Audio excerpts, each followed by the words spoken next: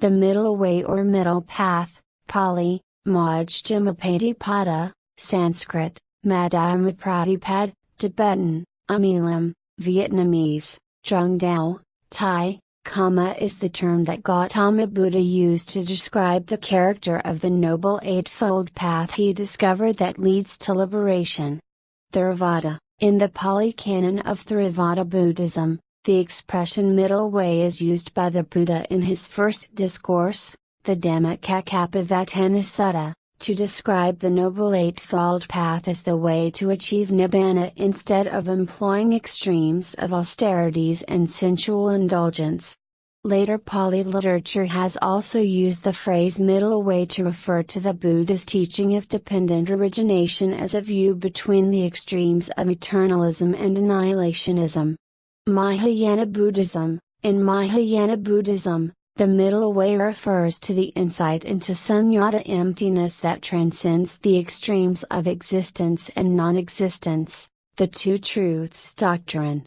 Two aspects of the Buddha's teachings, the philosophical and the practical, which are mutually dependent, are clearly enunciated in two discourses, the Kaccayanagotta Sutta and the Dhammacakkappavattana Sutta, both of which are held in high esteem by almost all schools of Buddhism in spite of their sectarian rivalries. The Kaccayanagotta Sutta, quoted by almost all the major schools of Buddhism, deals with the philosophical middle path, placed against the backdrop of two absolutistic theories in Indian philosophy, namely, permanent existence, Advaita, propounded in the early Upanishads, and nihilistic non-existence, Nathata, suggested by the materialists. Noble Eightfold Path. Main article, Noble Eightfold Path. The term middle way was used in the Dhammacakkappavattana Sutta, the first teaching that the Buddha delivered after his awakening.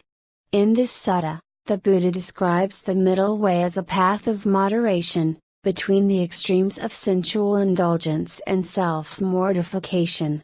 This, according to him, was the path of wisdom. Monks, these two extremes ought not to be practiced by one who has gone forth from the household life. What are the two?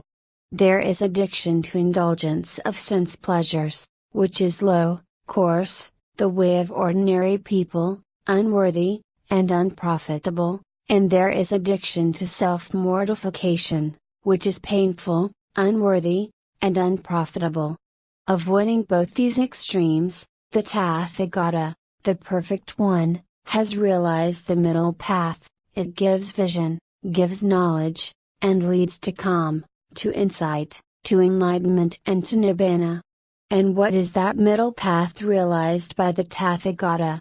It is the Noble Eightfold Path, and nothing else, namely, right understanding, right thought, right speech, right action, right livelihood, right effort, right mindfulness and right concentration. According to the scriptural account, when the Buddha delivered the Dhammacakkappavattana Sutta, he was addressing 5 ascetics with whom he had previously practiced severe austerities. Thus, it is this personal context as well as the broader context of Indian shamanic practices that gives particular relevancy to the caveat against the extreme, Pali, Anta, of self-mortification, Pali-Adukkulamitha. Dependent origination. Main article, Pratityasamutpada. Pratityasamutpada, or dependent origination, describes the existence of objects and phenomena as the result of causes. When one of these causes changes or disappears, the resulting object or phenomena will also change or disappear, as will the objects or phenomena depending on the changing object or phenomena. Thus, there is nothing with an eternal self or Atman, only mutually dependent origination and existence. However, the absence of an eternal Atman does not mean there is nothing at all. Early Buddhism adheres to a realistic approach which does not deny existence as such, but denies the existence of eternal and independent substances.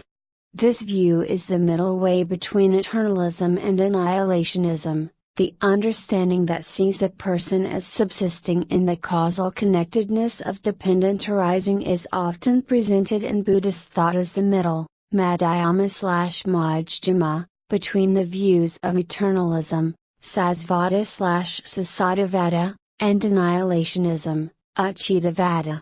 Anatta, dependent origination views human persons too as devoid of a personal essence or Atman.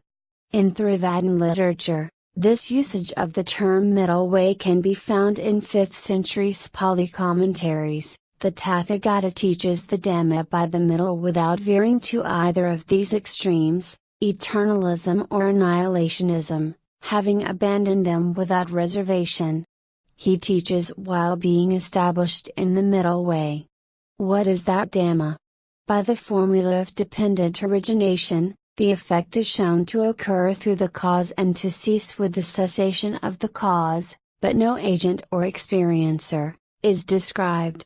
In the Visuddhimagga, the following is found: dependent origination, Paticca represents the middle way, which rejects the doctrines, he who acts is he who reaps and one acts while another reaps, S220.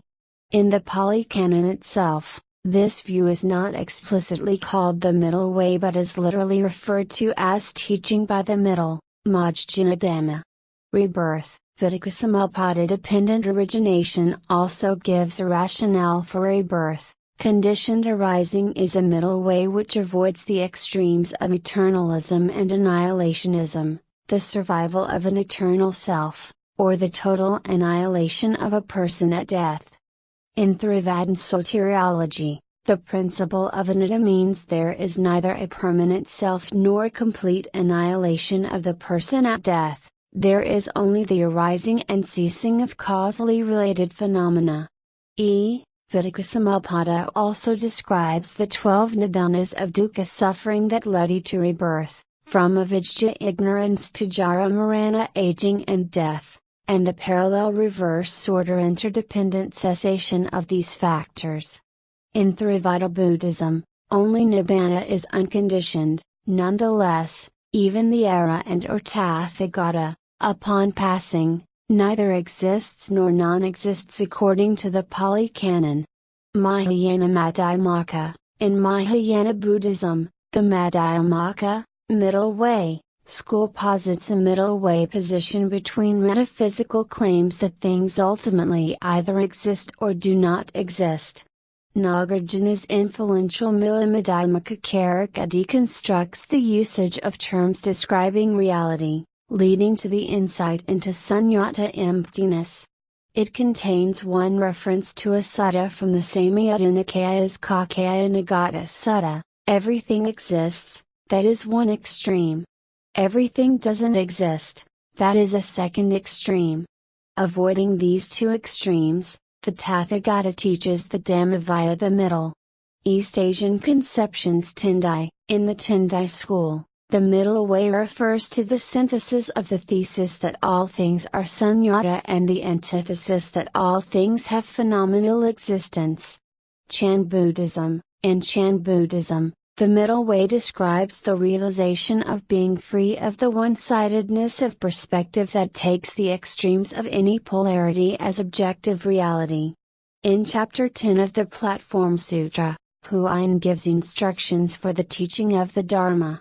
Huayan enumerates 36 basic oppositions of consciousness and explains how the way is free from both extremes. If one asks about the worldly, use the paired opposite of the saintly; if asking about the saintly, use the paired opposite of the worldly.